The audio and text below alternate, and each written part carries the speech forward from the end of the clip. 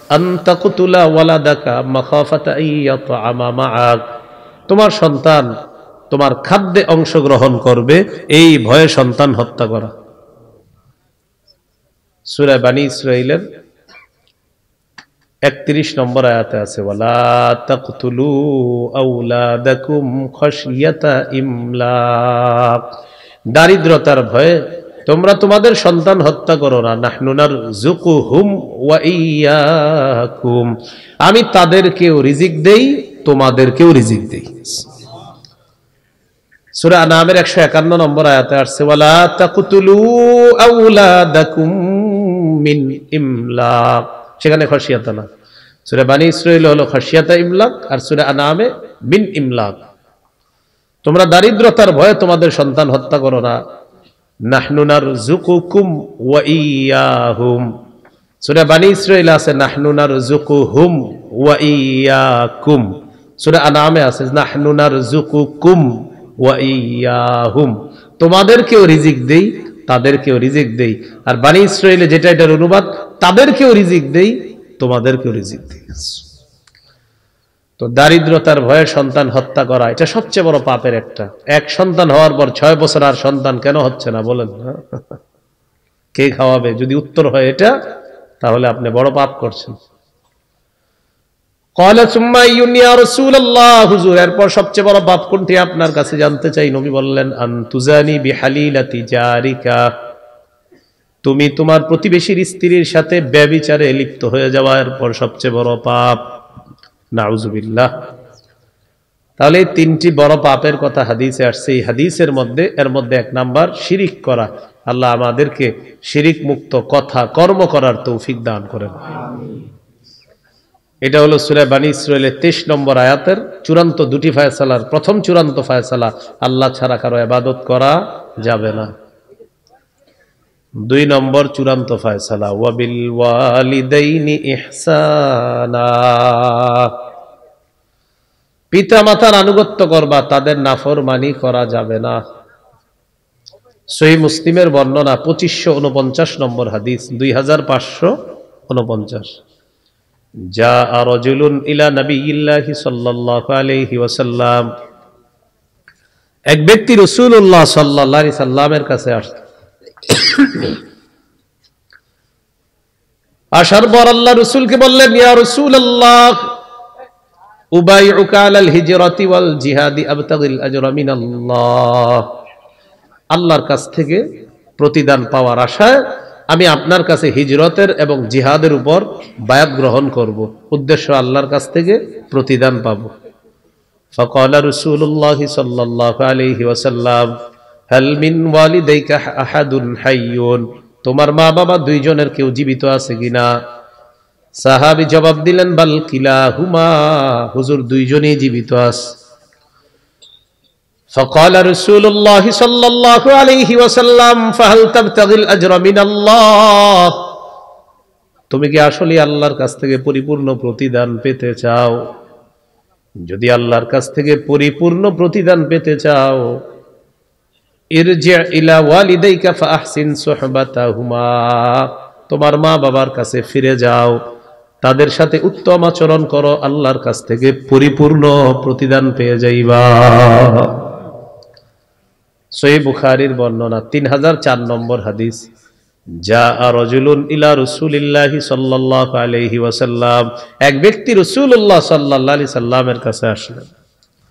আসার পর ফাস্তাযানাহু ফিল জিহাদ, জিহাদের অনুমতি চাইলেন।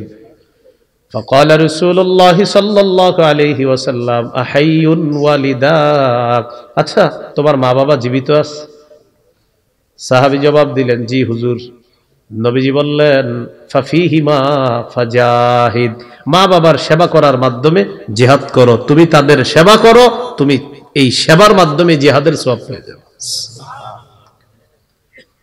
মুসনাদে আহমদ হাদিসের কিতাব 15538 নম্বর হাদিস, নবীজির একজন সাহাবী নাম জাহিমা, কি নাম বলেন? জাহিমা রাদিয়াল্লাহু তাআলা আনহু, আন্না জাহিমাতা রাদিয়াল্লাহু তাআলা আন আতা রাসূলুল্লাহ সাল্লাল্লাহু আলাইহি ওয়াসাল্লাম, فقال أردت أن أغزو يا رسول الله وقد جئتك أستشيرك নবীজির কাছে এই সাহাবী আসলেন, আসার পর বললেন, ইয়া রাসূলুল্লাহ, আমি জিহাদের নিয়ত করেছি, আপনার কাছে আসলাম পরামর্শ করার জন্য। নবীজি বললেন, ফাহাল্লাকা মিন উম্মিন, তোমার আম্মা আছে কিনা? জি হুজুর, আম্মা আছে।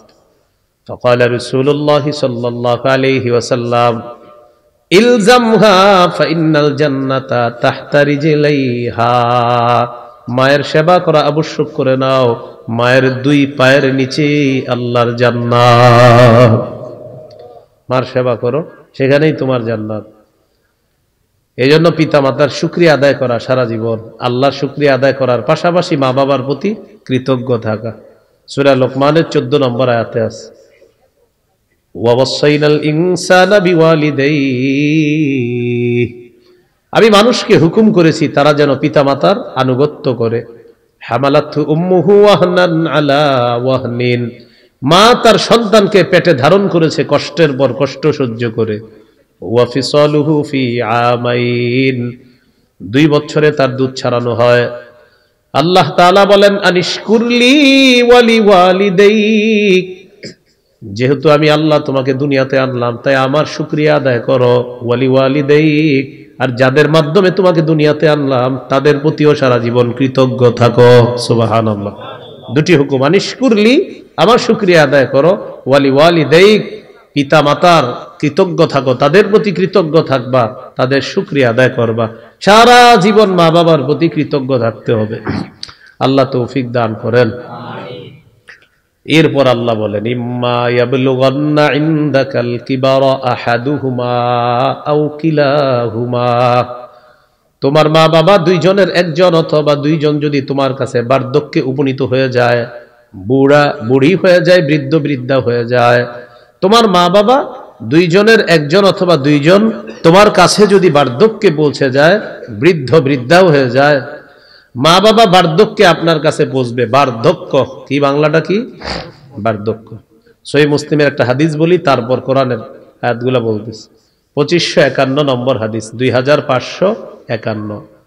قال رسول الله صلى الله عليه وسلم رغم أنف ثم رغم أنف ثم رغم أنف, রাসূলুল্লাহ সাল্লাল্লাহু আলাইহি সাল্লাম বলেন, ওই ব্যক্তির নাক ধুলোয় দূষিত হোক, ওই ব্যক্তির নাক ধুলোয় দূষিত হোক, ওই ব্যক্তির নাক ধুলোয় দূষিত হোক।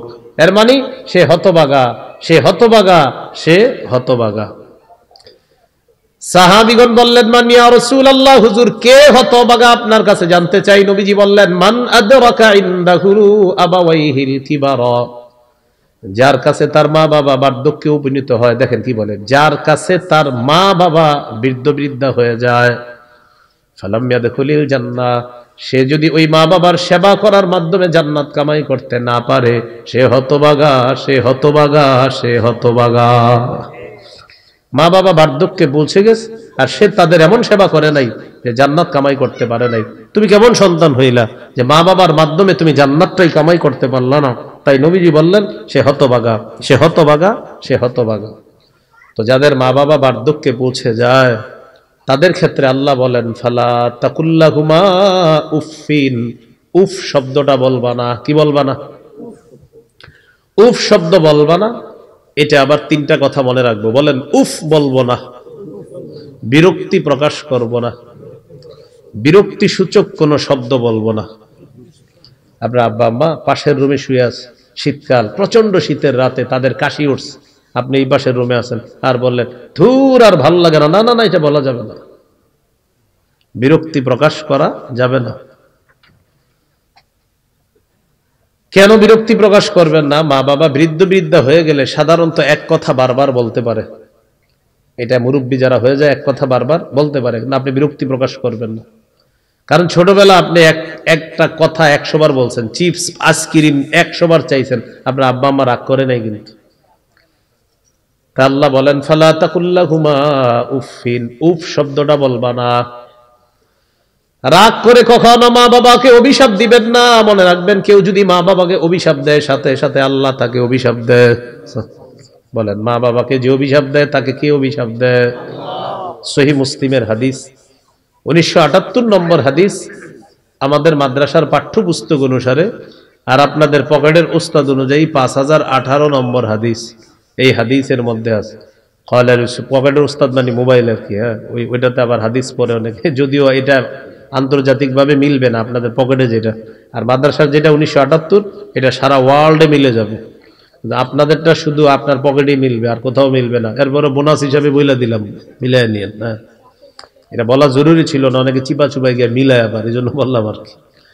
তো এই হাদিসের মধ্যে আছে قال رسول الله صلى الله عليه وسلم لعن الله من لعن والديه। ওই ব্যক্তিকে আল্লাহ অভিশাপ দেয় যে ব্যক্তি তার মা বাবাকে অভিশাপ দেয়। তাহলে এক অংশ আমি বলি, আরেক অংশ আপনারা বলেন তো, যে মা বাবাকে অভিশাপ দেয় তাকে আল্লাহ, যে মা বাবাকে অভিশাপ দেয় তাকে আল্লাহ। এই হাদিসে আরো কয়েকটা আছে, ওয়ালা আনাল্লাহ মান যাবাহা লিগাইরিল্লাহ, যে ব্যক্তি আল্লাহ ছাড়া অন্যের নামে পশু জবাই করে তার উপর আল্লাহর অভিশাপ। ওয়ালা আনাল্লাহ মান আওয়া মুহদিসা, যে ব্যক্তি কোনো বেদাতীকে আশ্রয় প্রশ্রয় দেয় তার উপর আল্লাহর অভিশাপ। বেদাতীকে এক কাটা জায়গা দিয়ে দিয়েছেন আস্তানা বানানোর জন্য। বেদাতীকে বললেন আপনি এই জায়গায় একটা আস্তানা বানান, আমরা দুইজনে মিলে বেদাত সাপ্লাই করবো, আর আপনি মইরা গেলে তো হইছেই কাম, আপনার একটা মাজার বানাবো, বানানোর পরের পর যা মন চায় করবো ইচ্ছা মতো। কি নাম দিবি? কয়েকটা দিমো, শেষে শুধু শাহ লাগাইলেই হবে। তো এরকম আপনি বলছেন আর কি, এক কাটা জায়গা দিয়ে দিচ্ছেন বেদাতগিরি করার জন্য। অনেক আল্লাহর ওলি আছে মাশাআল্লাহ, তাদের কবর আছে, ঠিক আছে, এখন আবার যেই সেই আপনার হয়ে যাচ্ছে, এক ওয়াক্ত নামাজও পড়ে না, এই ব্যক্তিরও আপনি কবর দিলেন, বাস তার কবরকে কেন্দ্র করে আপনি শুরু করলেন ঝামেলা, ঠিক না? ওয়ালা আনাল্লাহ মান আওয়া মুহদিসা, যে ব্যক্তি কোনো বেদাতীকে আশ্রয় দেয় তার উপর আল্লাহর অভিশাপ। ওয়ালা আনাল্লাহ মান গায়্যারা মানারাল আরদি, যে ব্যক্তি জমিনের নিশানা পরিবর্তন করে দেয় তার উপর আল্লাহর অভিশাপ। কি পরিবর্তন করে? জমিনের নিশানা। এই যে খুঁটি ছিল এই জায়গায় আগে, এইটুকু আপনার জায়গা, এখন খুঁটি এখানে চলে গেছে। ঘটনা কি ভাই? আপনার জায়গা তো এইটুকু, হ্যাঁ এটা মালিকানা, এটা কয়টা পাওয়ার, কি পাওয়ার? কতদিন? যতদিন পাওয়ার আছে। কাবার পাওয়ার নাই, আবার এখানে এসে যাবে। এই যে জমিনের নিশানা পরিবর্তন করছে, জানায়া দিবেন আল্লাহর অভিশাপ চলতে থাকবে। কি চলতে থাকবে? অভিশাপ। তো এর মধ্যে প্রথমটা হলো যে মা বাবাকে অভিশাপ দেয়, তাকে কে অভিশাপ দেয়? আল্লাহ। ফালা তাকুল্লাহুমা উফিন, মা বাবাকে উফ শব্দটাও বলবা না। ওয়ালা তানহারহুমা, মা বাবাকে ধমক দিবা না। ওয়াকুল্লাহুমা কাওলান কারীমা, তাদের সাথে নম্র কথা বলবা, ভদ্র কথা বলবা, বিনয়ের সাথে কথা বলবা, সম্মানসূচক কথা বলবা। এক কথা যদি মা বাবা বারবার বলে তারপরে বলবেন জি আব্বা ঠিক আছে, জি আম্মা ঠিক আছে। আসলে অনেকগুলা কথা ঠিক নাই, তাও বলবেন ঠিক আছে। অনেকগুলা কথা এমন হইতে পারে যে সঠিক না, মুরব্বী হয়ে গেছে তো একটু আপনার অসংলগ্ন কথা হয়ে যেতে পারে, বলবেন জি আব্বা, হাসি মুখে বলবেন ঠিক আছে, ঠিক আছে। তাহলে এক নাম্বার উফ বলবা না, দুই নাম্বার ধমক দিবা না, তিন নাম্বার তাদের সাথে সম্মানসূচক কথা বলবা, চার নাম্বার ওয়াকফিদ লাহুমা জানাহাদ যুল্লি মিনার রাহমা, তাদের সামনে নম্র আচরণের মাধ্যমে বিনয়ী হবা, দয়ার ডানা বিছিয়ে দিবা। পাঁচ নাম্বার গুরুত্বপূর্ণ কথা, ওয়াকুর রব্বিরহামহুমা কামা রাব্বায়ানি সগীরা, আর তুমি বলবা হে আমার রব, আমার মা বাবা শৈশবে যেমন আমাকে লালন পালন করেছে, এইভাবে আপনি আমার মা বাবার প্রতি দয়া করেন, মায়া করেন। এই দোয়াটা করা, জীবনে যতগুলা দোয়া করবেন আপনার আব্বা আম্মার জন্য, এই দোয়া করাটা কখনো মিস করবেন না। বলেন ইনশাআল্লাহ। আবু দাউদের হাদিস 2880 নম্বর হাদিস, 2880 নম্বর হাদিস। قال رسول الله صلى الله عليه وسلم إذا مات الإنسان انقطع عنه عمله إلا من ثلاثة, নবীজি বলেন মানুষ যখন মারা যায় তার আমলের সুযোগ বন্ধ হয়ে যায়। ইল্লা মিন সালাসা, তিনটা জিনিস বাকি থাকে। এক নাম্বার ইল্লা মিন সাদাকাতিন জারিয়া, সদকায়ে জারিয়া বাকি থাকে। কোন মাদ্রাসায় একটা ফ্যানের ব্যবস্থা করে দিলেন, ছাত্ররা পড়াশোনা করবে, এই যে ফ্যানের বাতাসের নিচে পড়াশোনা করতেছে, কবরে সওয়াব পাবেন। মুসাফিরের জন্য একটা কল স্থাপন করলেন আপনি, মুসাফিররা যায় যাওয়ার সময় পানি পান করে সব কবরে পাবেন। এই কাজ আছে যেগুলা দুনিয়াতে আপনার চলমান চলতে থাকবে, মানুষ ইবাদত করবে, তাদের ইবাদত করার কারণে আল্লাহ তাআলা আপনার কবরের মধ্যেও পুণ্য পৌঁছায়া দিবেন। 2 নাম্বার, আও ইলমিন ইউনতাফাউ বিহি, এমন ইলম যে ইলমের মাধ্যমে উপকৃত হওয়া যায়, উপকারী ইলম দুনিয়ার মধ্যে রেখে যাওয়া। শাইখুল হাদিস আল্লামা আজিজুল হক রহমতুল্লাহি আলাইহি, হুজুরের শুধু হাজার হাজার ছাত্র আছে সারা শাইখুল হাদিস, মানে হুজুরের হাজার হাজার ছাত্র আছে যারা কি শাইখুল হাদিস, যারা জীবিত আছে হাজার হাজার শাইখুল হাদিস ছাত্র। আবার অনেক শাইখুল হাদিস তো মারা গেছে, হুজুরের ছাত্র শাইখুল হাদিস যারা মারা গেছে। আবার মুফতি মুহাদ্দিস তো অভাব নাই, হুজুরের ছাত্র। এই যে তারা এলেম বন্টন করতেছে, এলেমের সওয়াব আল্লাহ তাআলা হযরতের কবরেও পৌঁছায় দিতেছে। আও ইলমিন ইউনতাফাউ, শাইখুল হাদিস আল্লামা আজিজুল হক রহমাতুল্লাহ চিনছেন তো? হ্যাঁ, শাইখুল হাদিস মাওলানা মুহাম্মদ মামুনুল হক দামাত বরকাতুহুমের আব্বা শাইখুল হাদিস আল্লামা আজিজুল হক রহমাতুল্লাহ। উপকারী এলেম। 3 নাম্বার, আওয়ালাদিন সলিহিন ইয়াদউ লা, এমন একজন নেককার সন্তান রেখে যাওয়া যেই সন্তান তার মা বাবার জন্য দোয়া করবে, রব্বির হামহুমা কামা রব্বায়ানি সগীরা। নেককার সন্তান দোয়া করবে। সূরা লাহাবের 2 নম্বর আয়াতে কি আছে? মা আগনা আনহু মালুহু ওয়া মা কাসাব। আবু লাহাবের সম্পদ, আবু লাহাবের সন্তান কোনো কাজে আসে নাই। বদর যুদ্ধের 7 দিন পর কাফেররা শোচনীয় পরাজয় বরণ করলো। বদর যুদ্ধে কাফেররা শোচনীয় পরাজয় বরণ করার 7 দিন পর আবু লাহাবের গলার মধ্যে গুটি বসন্তের রোগ হয়। এই বসন্তের রোগে আবু লাহাবের মৃত্যু হয়ে যায়। আবু লাহাবের সন্তানরা বাবার মৃত্যুর পর সবাই পালায়া যায়। এই বসন্ত রোগীর শরীরে যদি হাত দেই, রোগ আমাদের শরীরেও আসতে পারে, ভয়ে পালায়া গেছে। বাবার লাশে হাত দেয় না। 3 দিন লাশ পুরা রয়েছে, পইচা গন্ধ বের হইতেছে। মানুষ খবর দিছে, তাড়াতাড়ি কি করবা করো, কারণ কেউ যায় না এটার কাছে। তাদের অন্ধবিশ্বাস ছিল যে বসন্তের রোগীর শরীরে হাত দিলে এই রোগ তার শরীরেও ছড়ায় পড়তে পারে। তো পরে 2 ছেলে আসছে। আবু লাহাবের 2 ছেলে ছিল, বিখ্যাত ছেলে, উতবা উতাইবা নাম। তো এই 2 জন আসছে। আসার পর আরেকজনের মাধ্যমে বাবার লাশটা মক্কার উঁচু ভূমিতে নিয়ে গিয়ে একটা গর্ত কইরা লাঠি দিয়া ধাক্কাইতে ধাক্কাইতে লাশ ওই গর্তের মধ্যে ফেলাইছে। ওই করোনা ভাইরাসের সময় যেমন কোটিপতির সন্তান হুজুরে ফোন দিয়া বলছে, হুজুর আমার আব্বার লাশটা পড়ে আছে, আমি বাইচা থাকতে হবে, আপনি মরলে মরেন বাঁচলে বাঁচেন, আব্বার লাশ নিয়ে তাড়াতাড়ি কবর দেন। বুঝেন না? এরকম হুজুরে বাঁচলে কি আর মরলে কি, হুজুর মানুষ তো। হ্যাঁ, তো এই আর কি বিষয়টা। তো আল্লাহ বলেন, মা আগনা আনহু মালুহু ওয়া মা কাসাব। আবু লাহাবের সম্পদ, আবু লাহাবের সন্তান কোনো কাজে আসে নাই, কারণ ঈমান নাই। এটা নেককার সন্তান রাইখা যাইতে পারে নাই। এই জন্য নবী বললেন 3টা জিনিস বাকি থাকে। 3 নাম্বার, নেককার সন্তান যে মা বাবার জন্য দোয়া করবে। আপনি আপনার মৃত মা বাবার জন্য যতবার বলবেন আল্লাহ তাদেরকে মাফ করেন, মাফ করেন, মাফ করেন, ওই নেককার মৃত মা বাবা যাদের আছে তাদের একটা মর্যাদা আল্লাহ বাড়ায়। একটা মর্যাদা, 1 বার দোয়া 1 মর্যাদা, 2 বার 2 মর্যাদা, 100 বার 100 মর্যাদা।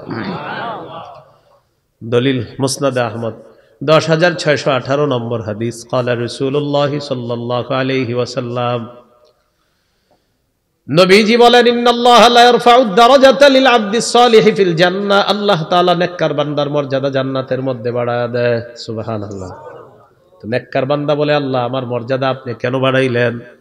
আল্লাহ তাআলা বলেন, বি ইস্তিগফারি ওয়ালাদিকা লাক। তোমার সন্তান তোমার জন্য ইস্তেগফার পাঠ করছে, ক্ষমা প্রার্থনা করছে। যতবার তোমার সন্তান তোমার জন্য ক্ষমা চেয়েছে, আমি আল্লাহ ততবার জান্নাতে তোমার মর্যাদা বাড়ায়া দিলাম। তাহলে কতবার দোয়া করা দরকার? মৃত বাবার জন্য কত দোয়া করা দরকার? আজকে ফজিলতটা জানলেন। যতবার দোয়া ততবার মর্যাদা, যত দোয়া ততবার মর্যাদা। আল্লাহ আমাদেরকে এই মৃত বাবার জন্য বেশি বেশি দোয়া করার তৌফিক দান করেন। মৃত মা বাবার পক্ষ থেকে সদকা করবেন। সদকা 10 টাকা সামর্থ্য আছে সদকা করার আপনার, 5 টাকা আমি আমার পক্ষ থেকে আল্লাহ দান করলাম, আর 5 টাকা আমার মৃত মা বাবার পক্ষ থেকে সদকা করলাম, দান করলাম, যেটাই করেন। তা আপনি এইভাবে বলবেন, আল্লাহ আমি এই জীবিত আমার পক্ষ থেকে 5 টাকা সদকা করলাম, আর এই 5 টাকা আমার মৃত মা বাবার পক্ষ থেকে সদকা করলাম। কবুল হবে কিনা? নবীজি বলেছেন, হ্যাঁ, এটাও কবুল হয়ে যাবে। দলিল সহিহ বুখারী 1388 নম্বর হাদিস। এক ব্যক্তি রাসূলুল্লাহ সাল্লাল্লাহু আলাইহি সাল্লামের কাছে এসে বললেন, হুজুর ইন্না উম্মি উকতুতিলাত নাফসুহা, হুজুর আমার আম্মা হঠাৎ মারা গেছে। আযুন্নুহা লাউ তাকাল্লামাত লা তাসাদ্দাকাত, আমার বিশ্বাস আমার আম্মা যদি কথা বলতে পারতেন, আমার আম্মা দান সদকা করতেন।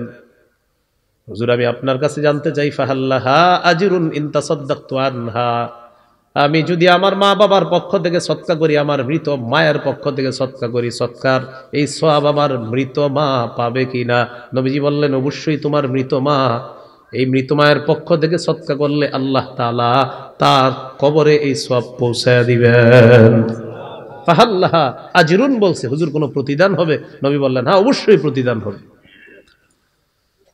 তাহলে মা বাবার জন্য বেশি বেশি কি করা? দোয়া করা, তাদের জন্য বদদোয়া না করা, আর মা বাবার ধমক না দেওয়া। মনে রাখবেন তাদের বদদোয়াও কিন্তু কবুল হয়, আবার দোয়াও কবুল হয়ে যায়। আবু দাউদের 1536 নম্বর হাদিস, ক্বালা রাসূলুল্লাহ সাল্লাল্লাহু আলাইহি ওয়াসাল্লাম, সালাসু দাওয়াতিন মুস্তাজাবাতুন লা শাক্কা ফিহিন্না, তিন ব্যক্তির দোয়া কবুল হওয়ার ব্যাপারে কোনো সন্দেহ নাই। সুবহানাল্লাহ। কয় ব্যক্তির দোয়া কবুল হওয়ার ব্যাপারে কোনো সন্দেহ নাই? এক নাম্বার দাওয়াতুল ওয়ালিদ, পিতা মাতার দোয়া। দুই নাম্বার দাওয়াতুল মুসাফির, মুসাফিরের দোয়া। তিন নাম্বার দাওয়াতুল মাজলুম, মাজলুমের দোয়া। এই তিন ব্যক্তির দোয়া কবুল হওয়ার ব্যাপারে কোনো সন্দেহ নাই। তাহলে তিনটার মধ্যে একটা হলো মাজলুমের দোয়া, মা বাবার দোয়া, মুসাফিরের দোয়া। এর মধ্যে মা বাবার দোয়া এটাও কবুল হয়ে যায়, তাদের বদদোয়াও কবুল হয়ে যায়। আমরা যারা আছি বাবার সাথে যদি দিনের বেলা পথ চলি, ছেলে যারা আছি বিশেষ করে, দিনের বেলা বাবার সাথে রাস্তায় হাঁটলে পিছনে হাঁটবো, বাবা সামনে হাঁটবে। বালেক ছেলে যারা আছে আমরা পিছনে হাঁটবো, বাবা সামনে হাঁটবে। আর রাতের বেলা বাবার সাথে পথ চললে বাবা হাঁটবে পিছনে, আমি হাঁটবো সামনে, যেন কোনো বিপদ আসলে আমি আগে মোকাবেলা করি, আব্বার উপর যেন বিপদটা না যায়। এটা শিষ্টাচার, এটা ভদ্রতা। ওমর ইবনে জায়েদ রহমতুল্লাহ আলাইহিকে জিজ্ঞাসা করা হলো, কাইফা বিররু ইবনিকা বিকা, আচ্ছা আপনার ছেলে আপনার সাথে কেমন আচরণ করে বলেন তো? তিনি জবাব দিলেন, মা মাশাইতু নাহারান ইল্লা ওয়া হুয়া খালফি, আমি যখন দিনের বেলা রাস্তায় হাঁটি তখন আমার সন্তান আমার পিছনে থাকে।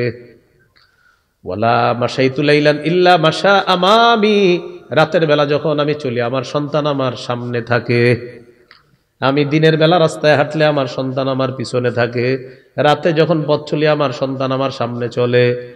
এরপরে কি বলে দেখেন, ওয়ালা রাকিয়া সাকফান ওয়া আনা তাহতাহু, আমি কখনো বাসার নিচে থাকলে আমার ছেলে কখনো ছাদেও ওঠে না। কি বললেন?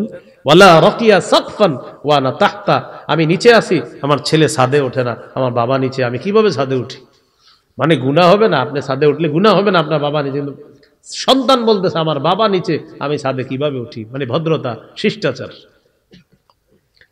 আবু হুরায়রা রাদিয়াল্লাহু তাআলা আনহু বলেন, লা তুসাম্মিহি বিইসমিহি, বাবার নাম ধরে কখনো ডাকবা না, বাবার নাম ধরে কখনো ডাকবা না। ওয়ালা তাজলিস আমামা, বাবার সামনে কখনো বসবা না, অথবা ওয়ালা তাজলিস ক্বাবলা, বাবার সামনে বসবা না। কোন মজলিসের মধ্যে বসলে বাবা আগে বসবে, তুমি পিছনে বসবা। ওয়ালা তামশি আমামা, দিনের বেলা যখন পথ চলবা তখন তুমি সামনে চলবা না, বাবা সামনে চলবে, তুমি পিছনে চলবা। উস্তাদদের ক্ষেত্রেও সেম ঘটনা ঘটাবে না? উস্তাদও তো আপনার আমাদের পিতা, পিতার মতো। উস্তাদও আমাদের পিতার মতো, আমাদের ইলমের পিতা উস্তাদরা। তাহলে এইভাবে বাবা মার সাথে ভদ্রতা বজায় রাখবো, বলেন ইনশাআল্লাহ। গুরুত্বপূর্ণ কথা হলো, মা বাবা যদি আপনাকে নাফরমানি করতে বলে তখন কি করবেন? মা বাবা আপনাকে নাফরমানি করতে বললে কি করবেন? বলেন এইভাবে ভদ্রতার সাথে তাদের এই কথাটি প্রত্যাখ্যান করব, ভদ্রতার সাথে। মা বাবা যদি বলে নাফরমানি করতে, আপনি ভদ্রতার সাথে বলবেন, আব্বা আমি এটা পারবো না, আম্মা পারবো না, তুই ঘর থেকে বের হয়ে যা। আপনি বের হয়ে যাবেন, কিন্তু ভদ্রভাবে ধমক দিবেন, আব্বা জি আমি বের হয়ে যাইতেছি, তুই আর আমার ঘরে আসবি না, বলে দিচ্ছে যে আব্বা আমি আসবো না, কিন্তু আমি শিরিক করবো না, আমি হারাম কাজ করবো না।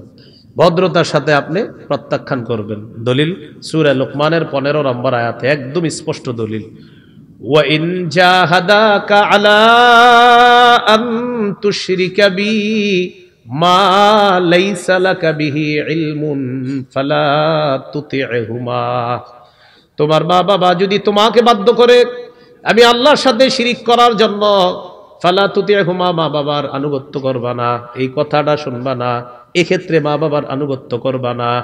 এরপরে কি বলে দেখেন, ওয়া সাহিবহুমা ফিদ দুনিয়া মারুফা, যতদিন দুনিয়াতে আসো তাদের সাথে সৎ ভাব বজায় রাখবা, মা বাবার সাথে সৎ ভাব বজায় রাখবা দুনিয়াতে যতদিন থাকবা। আপনারে বের করে দিস, আপনি শহরে চলে আসছেন, মা বাবা সেই গ্রামে আছে, তারা অভিমান করে আপনার ফোন ধরে না, প্রতিবেশীরে দিয়ে খোঁজ নেন, আব্বা খাইছে তো, আম্মা খাইতেছে তো, চাল আছে ডাল আছে ঘরে। যেই মা বাবা আপনারা দেখতে পারতেছে না তার খোঁজ নিতে হবে আপনি অন্যের মাধ্যমে হোক, আব্বা খাইছে কিনা, আম্মা খাইছে কিনা, চাল ডাল ঘরে আছে কিনা।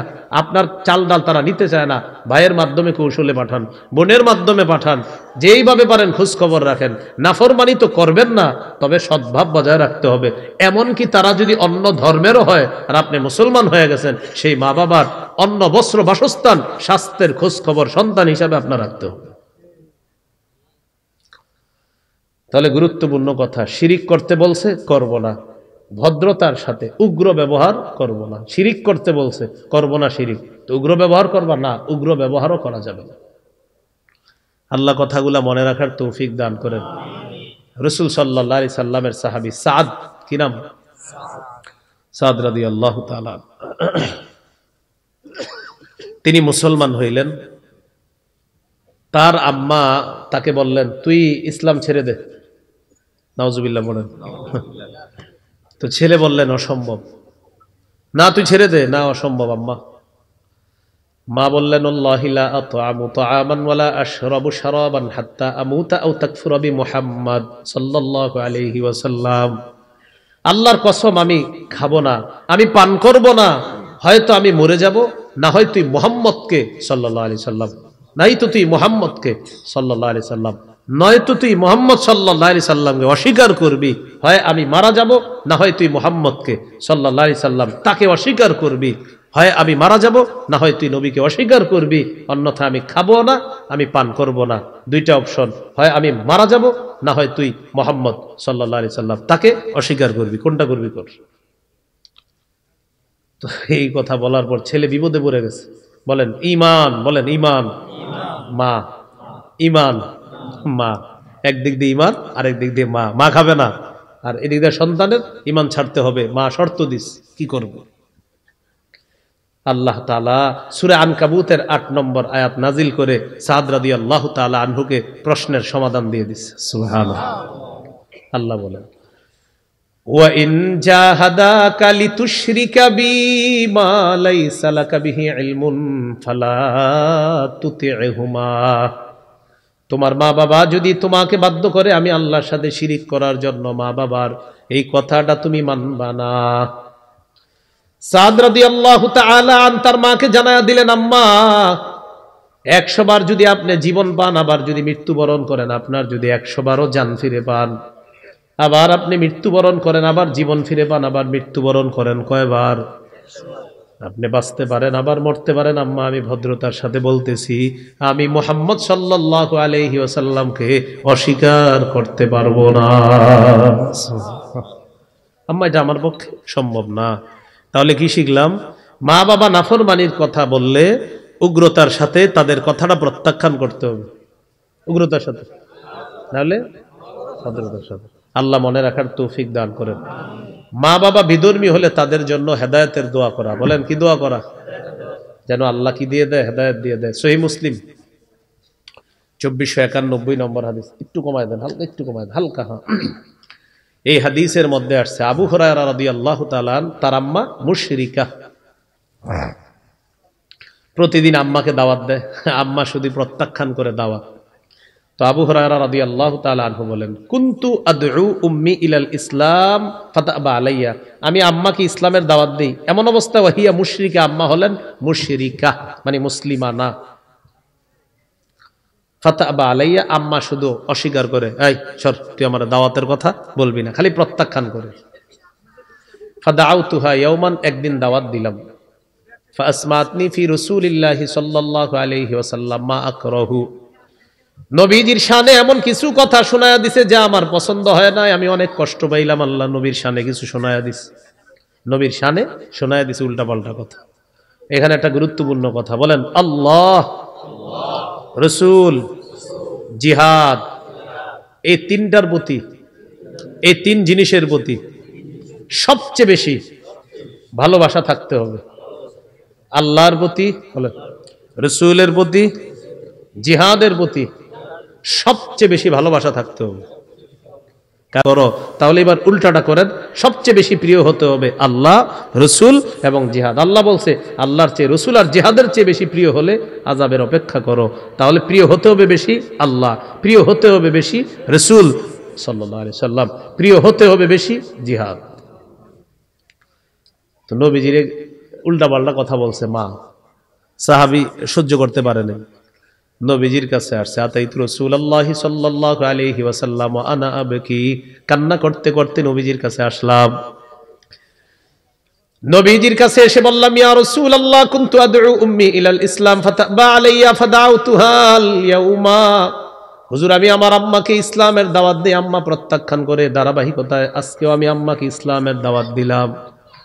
ফাসমাতনি ফিকা মা আকরাহু, আপনার ব্যাপারে এমন উল্টাপাল্টা কথা বলছে যে আমার সহ্য হয় নাই, পছন্দ হয় নাই। হুজুর, আপনার কাছে আসছি, উদুল্লাহ আইয়াহদিয়া উম্মা আবি হুরায়রা, একটু দোয়া করেন আল্লাহ তাআলা যেন আবু হুরায়রার মাকে হেদায়েত দিয়ে দেয়। নবীজি সাথে সাথে বললেন উদুল্লাহ উম্মা, নবীজি সাথে সাথে বললেন আল্লাহুম্মা হদি উম্মা আবি হুরায়রা, আল্লাহ আবু হুরায়রার মাকে আপনি হেদায়েত দিয়ে দেন। আবু হুরায়রা রাদিয়াল্লাহু তাআলা আনহু বলেন, ফাখরাজতু মুস্তাবশিরান বিদাওয়াতি রাসূলিল্লাহি সাল্লাল্লাহু আলাইহি ওয়াসাল্লাম, আমি নবীজির এই দোয়ার সুসংবাদ নিয়ে বাড়ির দিকে রওনা করলাম, সুসংবাদ গ্রহণ করার জন্য। নবী দোয়া করছে, খুশিতে বাসার দিকে রওনা করলাম। বাড়ির সামনে আসলাম, জিতু ফাসিরতু ইলাল বাব, দরজার সামনে আসলাম।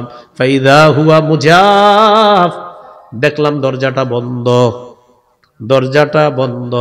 সামিয়াত উম্মি খাসফা কদামাইয়া, আম্মা আমার দুই পায়ের আওয়াজ শুনছে ভিতর থেকে।